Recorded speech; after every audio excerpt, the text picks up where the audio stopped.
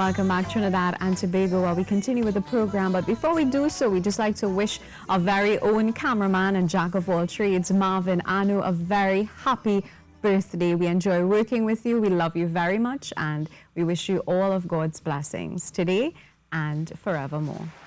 All right, so we can, and a little round of applause there to him. I'm sure he's blushing with his new hairstyle, a blonde mohawk this morning. All right, so we continue with the program. The author of the book, Dare to Discover Your Life's Purpose, Anthony Hadid, he is here with us as we continue to talk about our young people getting into that correct career path that really suits their needs. And most importantly, does not just earn them a living, but actually makes them happy and fulfilled. Good morning and welcome. Good morning, everyone. How are you? I am well, very happy to continue this sort of conversation following our previous interview there as we spoke about survival and life skills and developing and investing in our young people. So you wrote this book, Dare to Discover. What led to this? You know, everyone, if you look at the book, it's really an outshoot of my own journey through discovering my own career. And I'm not ashamed to say it took me till I was about 47 to finally figure out what I was passionate about. I was in IT in Canada for 23 years, and it was sort of a career that I fell into almost by accident, having a science background, wanted to do medicine, but they weren't accepting foreigners in Canada. So ended up in a career that I did well financially in, but I wasn't passionate about. And finally, I just sold the business for a very small fraction of what it was worth. And so then I went on this path in my mid-40s to try to discover what my next career was, and it was very difficult. I found about 50 careers on the internet I could do. So I finally stumbled upon a psychometric from a company in Montreal. It guided me to being a career and life coach. And so when I came back to live in Trinidad 7 years ago in 2011, I started my own company, Your Life Purpose Limited, licensing the same psychometrics and then modifying some of them for our Form 3 students, Form 5 and university students. And so through all my whole life experiences, and I was on many podcasts and so on, wrote many blogs, so I finally said, hang on a second, there's a lot of methodology here, there's a lot of science to the madness, because even Trinidad and Tobago, we have 8,000 distinct careers. The Ministry of Education has a handbook, our National Occupational Classification, 2013. It's a thick book, and it's 8,000 careers. In the US, they have 1,500. Which of those careers is a young person supposed to know what to do? Or not even a young person, maybe somebody in their midlife like I was, looking to switch careers. So our challenge today is that we have too many choices.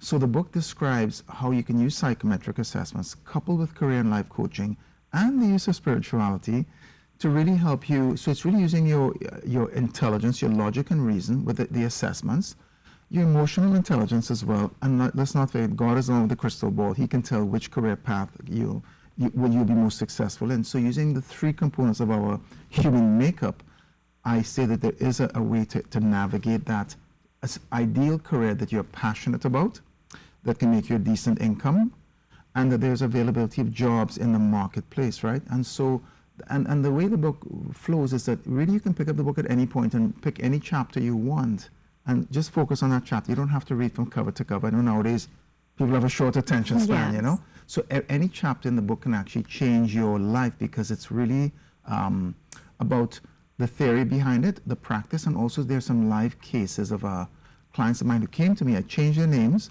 to protect their identities, but you can see maybe yourself in one of these case studies. So that's how the book was written.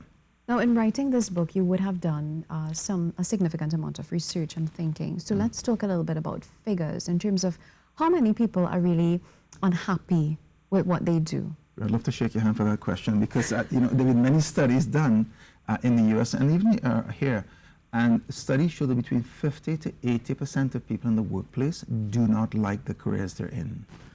And is that a surprise? Yeah, it's a big number. Many of the studies go up to upwards of 80%. And the reason for that is that, while some schools may have career guidance officers, a lot of times they help students to select subjects going from one form to another. But very, very rare, you hardly see psychometric assessments in schools. So really, a lot of times people fall into careers because of just necessity, or because somebody told them you might be good in accounting, or they simply have to pay the bills. And so you end up in a career, and now all of a sudden you have a mortgage, you have a rent to pay, and you're like 30 or 35, and you're married and you have kids. And you're like, well, I'm not sure if I like what I'm doing. So I think it's really a small percentage of people, 15 to 25% of people who really like what they do. Hopefully you're one of them. I'm one of them now. But so that's really, it's sad because the studies have also shown, and I did a study myself when I was being certified to be a life and career coach, that if you're in a career that you don't enjoy for a prolonged period of time, it can adversely affect your health and your family. That's what I want to talk about that a bit. Yeah. So many of us, we're drawn to jobs that pay well because that's all we're going to. We need to feed the family, take care of all these expenses, etc. But then you look at the level of stress that it has on the body, that you're using the said money to now pay medical bills. True. Was that part of your finding? Absolutely. As a matter of fact, I'm one of the guinea pigs that happened too, because in Canada, when one day I woke up, I think it was 45 or 46, and I said to my employees one day, I said, guess what, guys, you're buying my business today, not tomorrow, today, and pay me whatever you pay me from zero to what it's worth, 800,000 Canadian. I said, I don't care what you pay me, just take over my clientele because I can't do this business for another day. The stress got to be so much, it affected my blood pressure. I'm on blood pressure medication today just because of that change of life, and wow. So I'm a testimony that if you're in the wrong career for too long, the stress can build. So really I encourage people out there, if you are young or youngish or even in midlife, that it's never too late to hit the pause button and say, let me take a more scientific approach to this challenge of mine, which we spend so much time in our careers, 8 to 10 hours a day.